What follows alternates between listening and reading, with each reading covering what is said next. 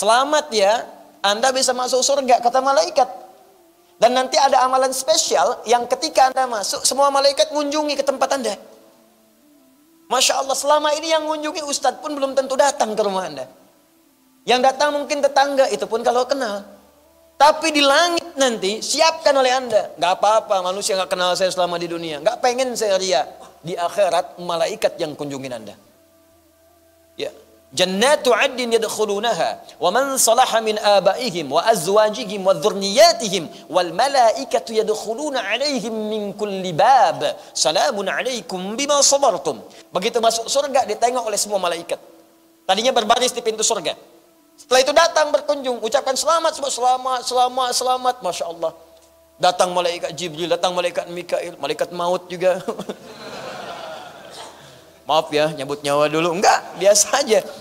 Selamat, semua kalimat sama. Salamun alaikum bima sabartum. Selamat bisa masuk surga. Kenapa?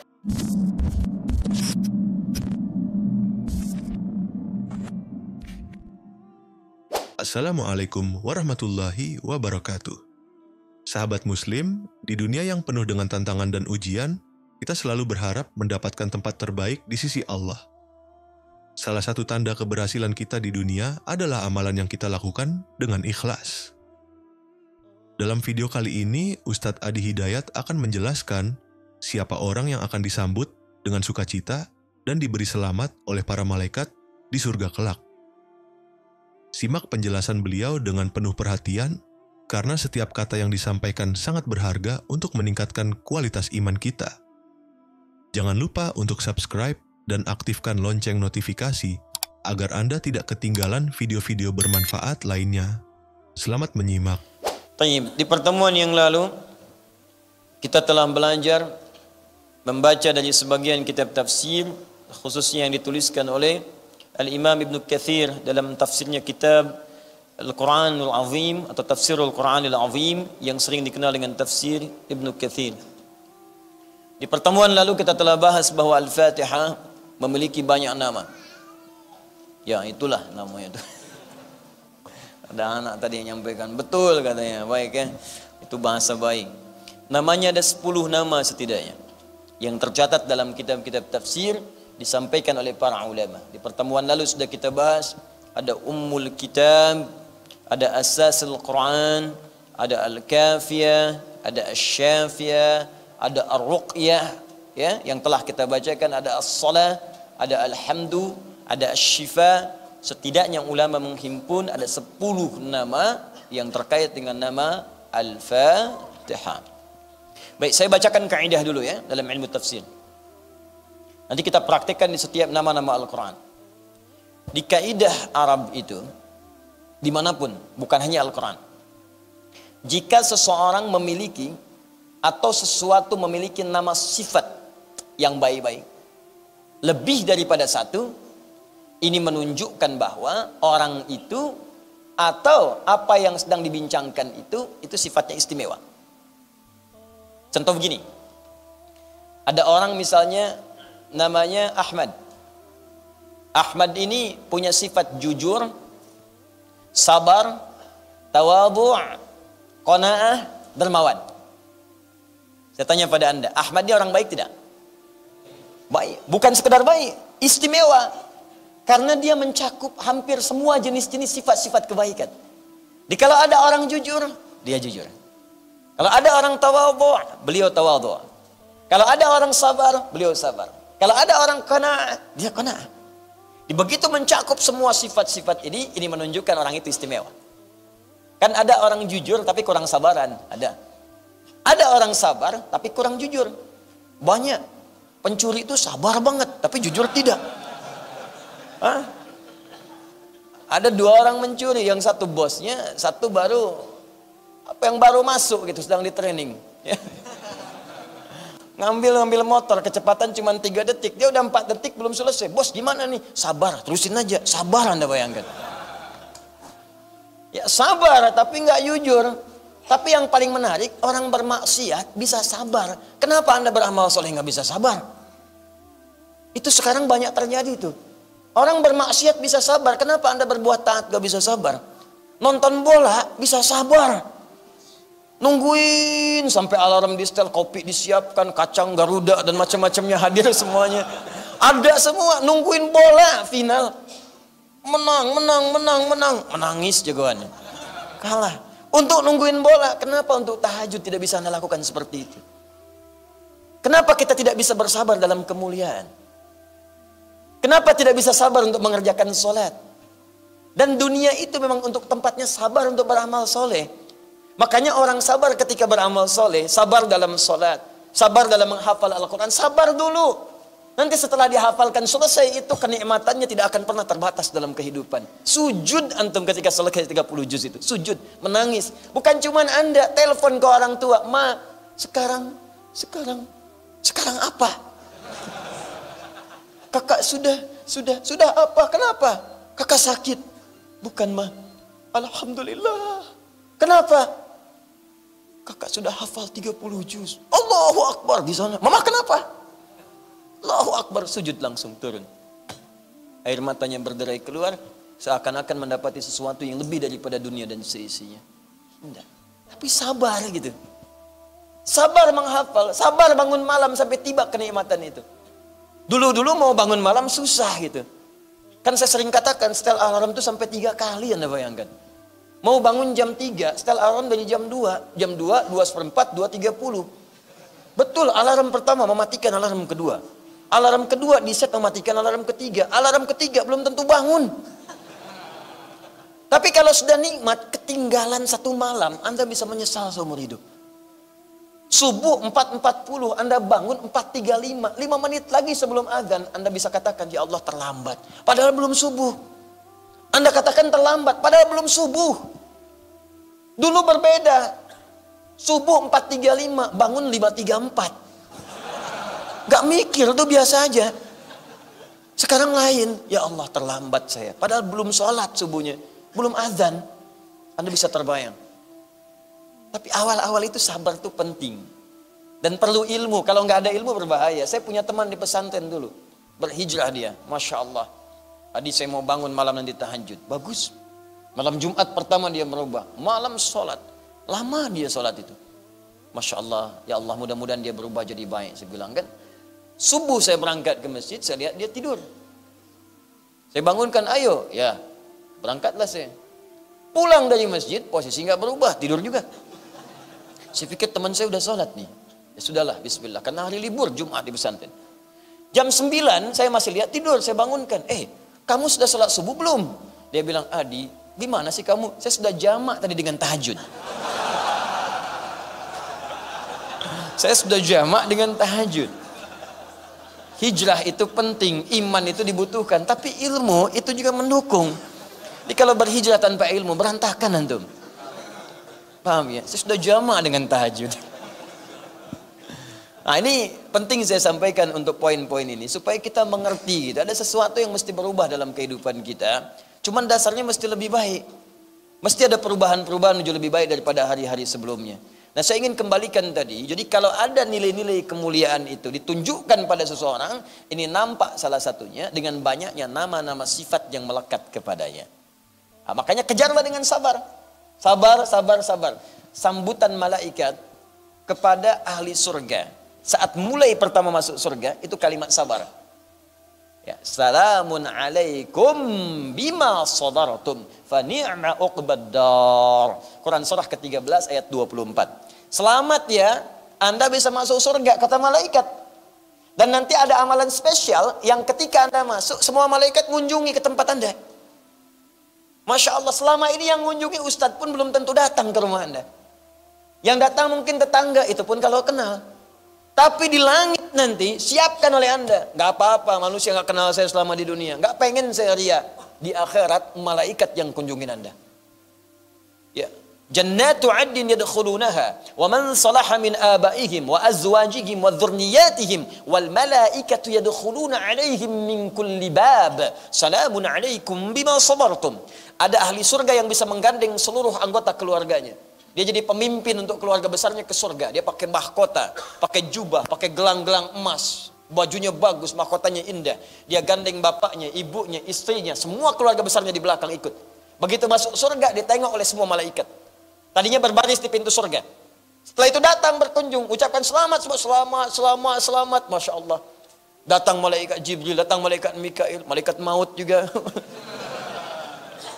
Maaf ya, nyabut nyawa dulu. Enggak, biasa aja. Selamat, semua kalimat sama. Salamun alaikum bima sabartum. Selamat bisa masuk surga. Kenapa? Karena Anda sabar beramal saat di dunia. Sabar. Fani'ma uqbad dar. Sekarang sudah nggak ada lelah lagi. Nikmati aja, nggak ada capek lagi. Nggak ada ibadah lagi. Makanya nggak usah punya cita-cita tahajud di surga, terlampau soleh. Semuanya udah nikmat di sini aja, lelah biasa, lelah dunia biasa. Nanti kalau udah meninggal, hilang lelahnya, enak. Demi Allah. Makanya orang-orang yang banyak amal itu tenang hidupnya, mau meninggal juga tenang, tenang aja. Ya ayyatuhan nafsul mutmainnah, hei jiwa yang tenang, tenang. Dipanggilannya tenang, pulangnya juga tenang. Jadi kalau ada capek di dunia biasa, Bu, ibu yang di bawah. Ibu kalau di rumah tangga capek, biasa Bu. Bapak juga kerja capek yang di atas. Semua lelah, karena itu dunia. Kalau nggak pengen lelah, nanti di surga kita dapatkan insya Allah. Insya Allah. Disabar. Dunia itu tempatnya capek. Tapi jangan bermaksiat karena capek juga. Ibadah capek, maksiat capek. Mendingan capek ibadah daripada capek maksiat. Karena semua itu akan ditinggalkan. Ada dua orang rebutan mobil. Yang direbutin gak akan ikut karena dua-duanya meninggal. Yang satu pengen mobil, dua pengen mobil. Dua-duanya meninggal, gak akan dapat. Cuma dipakai sementara, wafat. Capek. Nanti saatnya kita pulang beristirahat, kita akan dapatkan semua kenikmatan itu. Tapi penting untuk kita garis bawahi, Al-Fatihah mengajarkan kepada kita, dengan semua nama yang istimewa ini, dia punya nama Asy-Syafi, Ummul Quran, Ummul Kitab, Asasul Quran, ya Ar-Ruqyah, Al-Kafi. Banyak, semua banyak namanya. Ini menunjukkan banyak kemuliaan di surah ini. Banyaknya nama sifat yang melekat pada satu surah menunjukkan semua kemuliaan keistimewaan melekat pada dirinya. Maka pelajaran pertama dari Al-Fatihah, bekerjalah dalam kehidupan dengan berbuat baik sehingga kita dikenal dengan sifat-sifat baik dalam perbuatan kita itu. Misal, Anda bekerja di kantor, jujur. Jangan korupsi, jangan menipu, jangan nyogok, jujur aja. Sehingga sifat jujur itu melekat pada diri kita. Kemanapun kita pergi, orang akan mengenal kita. Ini dia petugas yang berintegritas. Ini dia karyawan yang jujur. Ini dia pekerja yang hebat. Jadi kemanapun Anda pergi, dikenalnya jujur. Jadi hakim, jujur. Di pejabat, jujur. Karyawan, jujur. Di orang pun sudah kenal dengan Anda. Nggak usah disogok tuh, jujur, capek ente. Jujur, melekat pada Anda. Setelah itu naik lagi levelnya. Belajar apa? Bulan depan belajar sabar. Sabar. Kalau Anda sudah minta, ya Allah, jadikan saya orang sabar. Pasti dikirim masalah. Banyak masalah supaya Anda sabar. Dimaki-maki, sabar. Dicela, sabar. Dihina, sabar. Difitnah, sabar. Sampai orang menyimpulkan dia penyabar. Percuma mencela juga. Percuma, mas. Mas cuma capek dan banyak dosa. Dia nggak akan merespon. Sabar. Sabar. Capek. Sampai dia capek tuh. Mau bikin makar apapun capek. Percuma karena nggak direspon. Sabar. Tawadhu. Ya, rendah hati. Kemana-mana rendah hati. Nggak sombong macam-macam. Sampai dikenal dia tawadhu tuh. Nah, itulah contoh Al-Fatihah. Ini jarang dibahas gitu. Yang kita ketahui itu ketika Al-Fatihah, Bismillah waladhdallin, Bismillah waladhdallin, Amin. Apakah sir, apakah jahar tidak dibaca sama sekali? Diributkan. Ya, sampai masuk ke dalam ormas. Bismillahirrahmanirrahim. NU. Bismillahirrahmanirrahim. Alhamdulillahi Rabbil Alamin. Muhammadiyah. Yang kita butuhkan itu aplikasi dari surat yang kita kaji. Aktualisasinya. Yang pertama pelajaran dari Al-Fatihah. Setiap nama-nama yang baik melekat pada satu surah. Ini menunjukkan keutamaan surah itu. Dan pesan kuatnya dari surah Al-Fatihah. Pertama, berbuatlah yang baik-baik dalam kehidupan. Supaya dengan itu kita memiliki kumpulan sifat-sifat mulia. Yang dikenang kita selama hidup di dunia. Dan dibanggakan dengan sifat itu saat menghadap kepada Allah Subhanahu wa ta'ala. Karena itu di antara mukjizat yang melekat kepada Rasulullah Muhammad SAW, sejak mulai dilahirkan, semua nama beliau itu bentuknya sifat. Sifat. Di Nabi Muhammad itu sebelum lahir sudah punya mukjizat. Saat lahir punya mukjizat. Tumbuh berkembang ada mukjizat. Sampai remaja punya mukjizat. Dilantik jadi nabi saat akan menikah, dapat mukjizat. Dilantik jadi nabi rasul, turun kemudian mukjizat terbesar untuk menetapkan beliau rasul. Di tanda-tanda kenabian sudah ada semua, dan semua diabadikan dalam Al-Quran dan Sunnah. Nggak ada nabi seperti itu kecuali Nabi Muhammad SAW. Saya tunjukkan kepada anda, belum lahir sudah ada mukjizat. Apa mukjizatnya? Sudah didoakan oleh rasul-rasul sebelumnya langsung dengan isyarat nama dan kemuliaan. Nabi Ibrahim alaihissalam, Nabi Ismail alaihissalam, alaihimassalam, itu kan sering saya katakan, beliau itu 30 generasi. Datuk Nabi, kakek Nabi ke 30. Setiap generasi bisa ribuan tahun ke situ. Itu sudah berdoa minta kepada Allah lahir seorang Rasul. Yang doa ini menunjukkan isyarat ke Nabi Muhammad SAW. Diabadikan doanya di Al-Quran surah kedua Al-Baqarah ayat 129. Paling kiri sebelah atas. Rabbana wab'ath fihim rasulan minhum yatlu alaihim ayatika wa yu'allimuhumul kitaba wal hikmah wa yuzakkihim innaka antal azizul hakim. Ya Allah, mohon nanti bangkitkan utus seorang rasul dari kalangan masyarakat sekitaran Ka'bah ini. Jadi lahirnya dekat Ka'bah. Ya Allah, utus seorang rasul teristimewa, termulia di antara sekian nabi yang pernah hidup di bumi, yang paling mulia. Dan lahirkan dia di tempat termulia di bumi. Karena Rasul ini paling mulia, maka lahirnya harus di tempat yang paling mulia. Tidak ada tempat paling mulia di muka bumi kecuali Ka'bah al-Musharrafah. Di Makkah al-Mukarramah. Siapa yang lahir di situ? Nabi Muhammad SAW. Silakan anda cek di antara sekian nabi. Adakah yang lahir di dekat Ka'bah? Tidak ada. Kecuali Nabi Muhammad SAW. Lahir di situ. Didoakan 30 generasi sebelumnya. Kan sering saya katakan Muhammad SAW bin Abdullah bin Abdul Muttalib bin Hashim bin Abdul Manaf bin Qusay bin Murrah bin Kilab bin Ka'ab bin Ghalib bin Fihr bin Malik bin Nadar bin Kinana bin Khuzaimah bin Mudrika bin Ilyas bin Nizar bin Mudar bin Ma'ad bin Adnan bin Adi bin Adri bin Muqawwam bin Nahur bin Tarikh bin Ya'rub bin Yasub bin Nabit bin Ismail alaihissalam bin Ibrahim alaihissalam. 30 generasi. Ya. Siapa yang doakan antum 30 generasi sebelumnya? Supaya antum lahir misalnya. Ya Allah, lahirkan dia di kota penuh harapan, Bekasi. Duta harapan, ya, ujung harap, sampai ke ujung harapan tuh. Ada. Harapan indah, ya, dan seterusnya. Nggak ada. Mungkin 30 generasi sebelumnya nggak kebayang ada antum nih sekarang. Ini Nabi didoakan, dah bayangkan. Nabi Isa itu Nabi hebat, luar biasa. Rasulnya paling mulia di zamannya. 600 tahun sebelum kedatangan Nabi. Itu sudah menyebutkan nama sifatnya. Nanti saya berikan rahasia besar ya. Semua yang melekat pada Nabi Muhammad itu bukan nama zat, tapi nama sifat. Sifat semua. Ana al-Mahi, ana al-Kafi, ana Muhammad, ana Ahmad. Nggak ada nama zat, sifat semua. Apa bedanya Ustaz? Nama zat adalah nama yang ditujukan bagi personal untuk membedakan satu dengan yang lainnya. Misal, ini Asep, ini Udin. Asep, nama zat. Udin, nama zat. Kenapa disebut Asep dan Udin? Untuk membedakan mana Asep, mana Udin. Di begitu saya panggil, Udin, pasti Udin nengok, gak mungkin Asep. Asep, nengok, gak mungkin Udin. Kecuali nama keduanya Asep Udin, Udin Asep misalnya. Saya panggil baru nengok. Tapi tetap nama zat. Untuk membedakan satu dengan yang lainnya.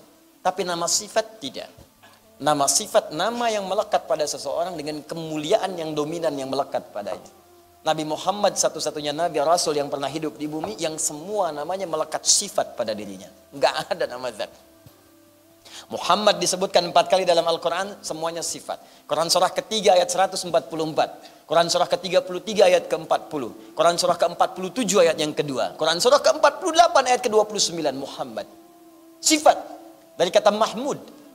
Mahmud, sifat sosial yang tinggi. Di secara sosial beliau baik. Baik, penyayang, jangankan pada manusia, pada tumbuhan, pada hewan itu sifatnya luar biasa. Anda kebayang nggak? Menyembelih hewan saat orang biasa-biasa saja menggorok, ya kata Nabi jangan sakiti hewan dalam sembelihannya. Tajamkan dulu pisaumu. Tajamkan pisaumu. Apa tujuan menajamkan pisau? Supaya tidak memberikan rasa sakit yang berlebihan kepada hewan. Masih dipikirin saat disembelih juga. Tajamkan pisaumu, tajamkan. Nanti Idul Adha nih sebentar lagi. Jangan sembarangan sembelih, tajamkan dulu. Kalau bisa tuh stok pisau atau goloknya itu bukan cuma satu. Ya, satu kemudian pakai sembelih, yang lain diasah lagi. Asah. Dan itu pun jauhkan dari hewannya, bukan depan hewan diasah. Ya. Gak boleh juga, haram hukumnya, gak boleh, dosa. kandidat selanjutnya, siap-siap ya. Nih. Nih ya, papa tajamkan dulu, papa lagi ya. Nggak boleh. Nggak boleh. Tajamkan, jauhkan. Tumbuhan. Dalam suasana paling emosional pun, kata Nabi jangan injak tumbuhan, jangan rusak tanaman. Bayangkan dalam suasana perang, dilarang menginjak tanaman perang. Perang itu kan emosionalnya tinggi itu. Kadang-kadang nggak terkontrol, tembak ya tembak, bom ya bom, bunuh ya bunuh. Jangan injak, jangan rusak tanaman. Makanya ulama banyak yang berfatwa sekarang, dalam suasana perang pun dilarang merusak tanaman, maka kalau ada orang yang menggunduli hutan di waktu-waktu yang damai, dosanya lebih besar daripada waktu perang. Awas tuh, tukang gunduli hutan, sampai muncul banjir bandang, sampai macam, dosanya besar itu. Dahsyat. Karena dalam suasana perang pun yang emosional tinggi, merusak tanaman nggak boleh. Ini suasana damai, dia pangkas tanaman. Yang bisa menimbulkan bencana bagi orang, itu dosanya besar itu. Katakan dosa besar. Dosa besar, menggunduli hutan, merusak tanaman, yang menghadirkan bencana dalam kehidupan. Muncul banjir, muncul segala rupa. Itu besar dosanya. Nah, jadi indah sifat-sifat itu muncul. Itulah mahmud. Kalau dikumpulkan semuanya, baik pada manusia, baik pada hewan, baik pada tumbuhan, maka berubah jadi superlatif, sighah mubalaghah, dari mahmud jadi Muhammad. Kenapa Nabi ini disebut Muhammad sallallahu alaihi wasallam? Karena sifatnya terhadap makhluk tak terlukiskan. Pada hewan sayang, pada tumbuhan juga disayang, anak kucing disayang, yang lain disayang, manusia pun disayang.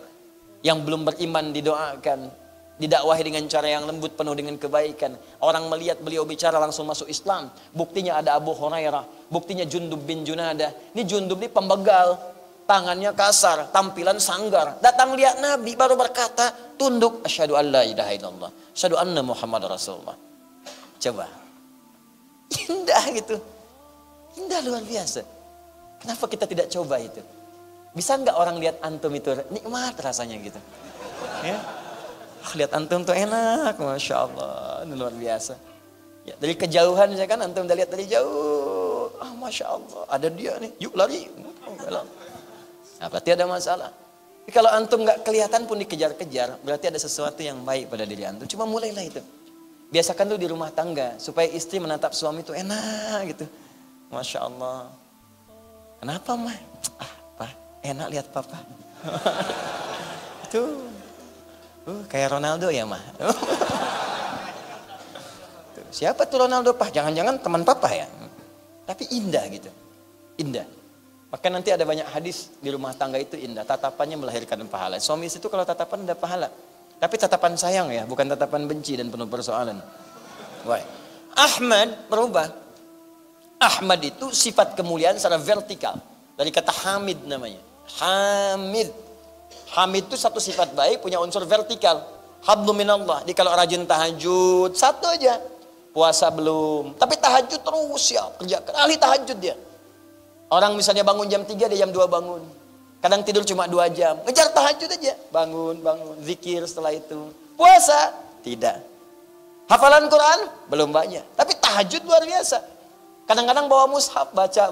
Ahli tahajud. Satu ibadah, yang lain belum. Hamid. Ada ahli puasa, tahajud belum konsisten. Bangun, kadang terlambat. Subuh, iya. Tapi puasa, gak ketinggalan. Apalagi sahurnya. Ya, kejar. Dari Senin, Kamis, Ayamul Bid, sampai puasa Daud, Anda bayangkan. Hamid. Tapi kalau Anda dapatkan, maaf ya, rajin tahajud, rajin puasa, rajin baca Al-Quran, terkumpul semua, maka dirubah kalimatnya dari Mahmud, Hamid, dari Hamid jadi Ahmad namanya. Ahmad. Kenapa Nabi Isa menyebut Rasulullah SAW dengan nama Ahmad di surah 61 ayat yang ke-6? Wa mubasysyira bi rasulin ya'ti min ba'di ismuhu Ahmad. Ya, umatnya menduga Nabi Isa ini rasul terakhir yang turun di bumi.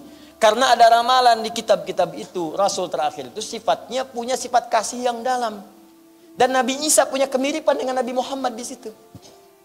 Sama-sama penyayang, punya sifat kasih. Punya sifat kasih. Lewat di sungai ada bangkai hewan. Ya, bangkai hewan sudah busuk. Muridnya mengatakan, guru bau sekali di bangkai. Kata Nabi Isa, Yesus Al-Masih, kata beliau, ih putih benar giginya.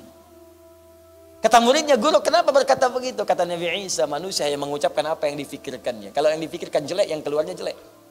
Muridnya memikirkan bau bangkainya, Nabi Isa mencari kemuliaan di hewan itu yang telah jadi bangkai. Secara sosial sama. Tapi kata Nabi Isa, Rasul terakhir bukan saya. Akan ada yang lebih hebat dari Rasul-Rasul sebelumnya. Ibadahnya pada Allah tak terlukiskan. Dijamin surga, tapi masih mau tahajud yang rakaat pertamanya bisa bengkak kakinya.